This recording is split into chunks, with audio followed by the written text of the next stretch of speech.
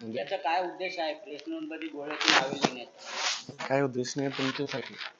नाही ना सर, यामुळे युवांना प्रोत्साहन मिळेल की ही गोळी बाबा भेटते म्हणून प्रत्येक आता बघा, मेडिकलवर हे जाऊन जे प्रेस मी घेतोय ते माहितीसाठी घेतोय. हे काही क्वेश्चन आन्सर सेशन नाहीये. ठीक आहे, क्वेश्चन आन्सर सेशन आपण वेगळं करू. तर एक विषय असा होता तर रात्री आपण कारवाई सुरू केली हॉटेलवरती त्याच्यावरती किंवा याच्यावरती कारवाई सुरू केली तर किती आजची प्रेस कॉन्फरन्स फक्त हे गुन्ह्यासाठी आहे. मला वाटतं काही थोडस आजची प्रेस कॉन्फरन्स फक्त गुन्ह्यासाठी आहे. ठीक आहे ना. ते जे काही कारवाई चालू आहेत गावात त्याच्यासाठी वेगळी प्रेस कॉन्फरन्स.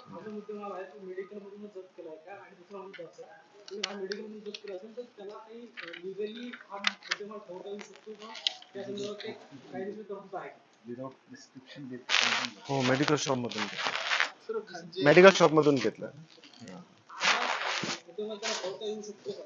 एवढा साठा त्याच्याकडे असं काही आहे मेडिकल कायदेशीर तरतूद आहे का? कारण ते डॉक्टरांच्या प्रिस्क्रिप्शन ते घेतलं असं आता बघा, हे शॉप आहेत ना, तिथून माल घेण्यासाठी जे कोणी आला ते प्रिस्क्रिप्शन घेऊन येतात आणि प्रिस्क्रिप्शन बघितल्यानंतर दिली पाहिजे.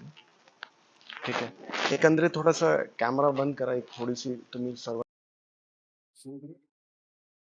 28 अप्रैल 2026 कदीम जालना पुलिस स्टेशन येथे 177/2026 कायदा अंतर्गत गुन्हा दाखल केला होता. त्यामध्ये एक आरोपी नाव आहे सय्यद सलमान सय्यद जफर. त्यांच्याकडून बटन गोळी हे हस्तगत केले. त्याच्यामध्ये आम्ही बॅकवर्ड लिंकेजेस करून मुख्य सूत्रधार कोण आहेत आणि कुठून हे गोळ्या त्यांना भेटली आहे त्याची माहिती काढून आज 2 सूत्रधार आपल्या ताब्यामध्ये पकडले आहेत आणि त्यांच्याकडून एकंदरीत या गुन्ह्यामध्ये आम्ही 1100चे वर बटन गोळी पकडली आहे आणि 76 कफ सिरपची बॉटल भेटली आहे आम्हाला आणि त्याच्यासोबत 3 आरोपी आमच्या ताब्यामध्ये आहेत. या कारवाईला अंजाम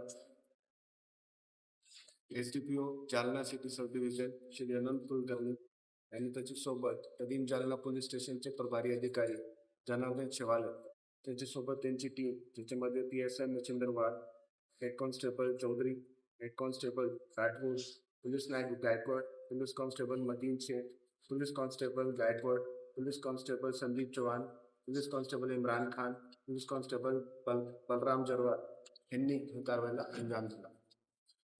गोळ्याचा आणि चाकूचा काय संबंध? गोळ्या आणि पिस्टल चाकू याचा काही संबंध? वेगवेगळे होते तुम्ही एकत्रित करून दाखवा.